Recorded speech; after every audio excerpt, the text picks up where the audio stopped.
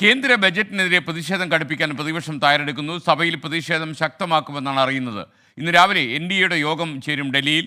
ബജറ്റിൽ ബീഹാറിനും ആന്ധ്രാപ്രദേശിനും മാത്രം പരിഗണന നൽകിയതിൽ ഘടകകക്ഷികൾക്ക് കടുത്ത അതൃപ്തിയുണ്ടെന്നാണ് നമുക്ക് ലഭിക്കുന്ന സൂചന.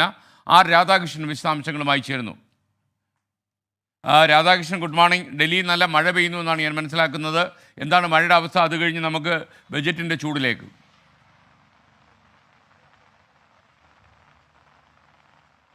SKN തീർച്ചയായിട്ടും ഡൽഹിയിലെ ഏതാണ്ട് ഒരു അരമണിക്കൂർ കൊണ്ട് കനത്ത മഴ പെയ്യുന്നുണ്ട്.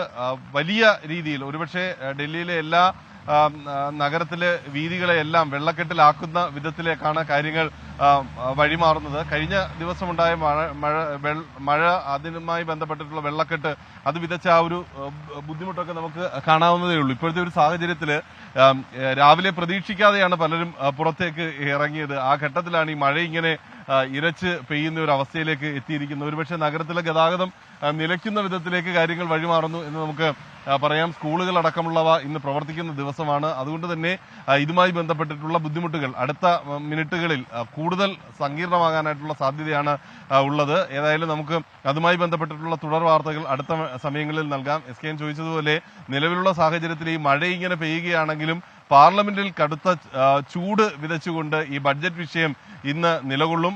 ബഡ്ജറ്റ് വിഷയത്തിൽ ഏറ്റവും പ്രധാനപ്പെട്ടതായി ഉള്ളത് രണ്ട് സംസ്ഥാനങ്ങൾക്ക് നൽകിയിരിക്കുന്ന പ്രാധാന്യമാണ്. ഘടകകക്ഷികളിൽ തെലുങ്കുദേശത്തിനും JDUവിനും അവരെ അനുനയിപ്പിക്കാൻ വേണ്ടിയിട്ട് നടത്തിയ നീക്കങ്ങൾ, അതിന്റെ ഭാഗമായിട്ടുണ്ടായ പ്രഖ്യാപനങ്ങൾ ഈ ഫെഡറൽ വ്യവസ്ഥ നിലനിൽക്കുന്ന രാജ്യത്ത് എത്രമാത്രം ഉചിതമാണ് എന്ന ചർച്ചയിലേക്ക് കാര്യങ്ങൾ എത്തിച്ചിരിക്കുന്നു. ഇത് ഇന്ത്യ മുന്നണിയിലെ ഘടകകക്ഷികൾ മാത്രമല്ല, BJP സഖ്യത്തിലെ അല്ലെങ്കിൽ NDA സഖ്യത്തിലെ ഘടകകക്ഷികളും ആ വിധത്തിലുള്ള ചോദ്യം ഉന്നയിക്കുന്നുണ്ട്. ഇന്ന് തമിഴ്നാട്ടിലെയും കേരളത്തിലെയും MP മാർ ശക്തമായിട്ടുള്ള പ്രതിഷേധം ഈ വിഷയത്തിൽ ഉയർത്തും എന്നാണ് വ്യക്തമാക്കിയിട്ടുള്ളത്. തമിഴ്നാട്ടിലെയും കേരളത്തിലെയും MP മാർ അടിയന്തര പ്രമേയത്തിനും സഭയിൽ തങ്ങളുടെ സംസ്ഥാനത്തിന് എതിരായിട്ട് ഉണ്ടായ ബുദ്ധിമുട്ടുകളുമായി ബന്ധപ്പെട്ടും ബഡ്ജറ്റ് അവഗണനയ്ക്ക് എതിരെയും ഉള്ള നോട്ടീസ് നൽകിയിട്ടുണ്ട്. അവതരണാനുമതി ലഭിക്കണം ഈ അടിയന്തര പ്രമേയത്തിന് എന്നുള്ളതാണ് അവരുടെ ആവശ്യം. അല്ലാത്തപക്ഷം ശക്തമായിട്ടുള്ള പ്രതിഷേധം സഭയിൽ ഉയർത്താൻ വേണ്ടിയാണ് തീരുമാനിച്ചിരിക്കുന്നത്. ഇന്ന് രാവിലെ എല്ലാ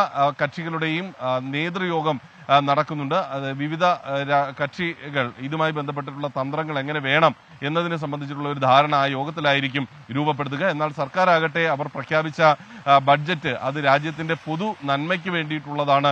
ഏതെങ്കിലും ഒരു സംസ്ഥാനം പിന്നിൽ നിൽക്കുമ്പോൾ ആ സംസ്ഥാനത്തിന് നൽകുന്ന ആനുകൂല്യത്തെ ഏതെങ്കിലും രാഷ്ട്രീയമായിട്ട് വിവരിക്കുന്നതിന് ഉചിതമല്ല എന്നാണ് പറയുന്നത്. കാരണം ബീഹാറിന്റെ ഒരു സ്ഥിതിവിശേഷം പരിഗണിച്ചുകൊണ്ട് നോക്കുമ്പോൾ ബീഹാറിന് നൽകിയത് കുറഞ്ഞ ഒരു വിഹിതം മാത്രമാണ് എന്ന വിധത്തിലേക്കൊക്കെയുള്ള വാദമാണ് അവർ ഉയർത്താൻ ശ്രമിക്കുന്നത്. ഏതായാലും വിഷയം ചൂടുപിടിച്ചിരിക്കുകയാണ്. കേരളത്തെ പോലെയുള്ള സംസ്ഥാനത്ത്, പ്രത്യേകിച്ച് ഉപഭോക്തൃ സംസ്ഥാനമായ കേരളത്തെ പോലെ സാമ്പത്തിക ബുദ്ധിമുട്ട് അനുഭവിക്കുന്ന കേരളത്തെ പോലെയുള്ള സംസ്ഥാനങ്ങളോട് കാട്ടിയ നിലപാട്, സംസ്ഥാനങ്ങളുടെ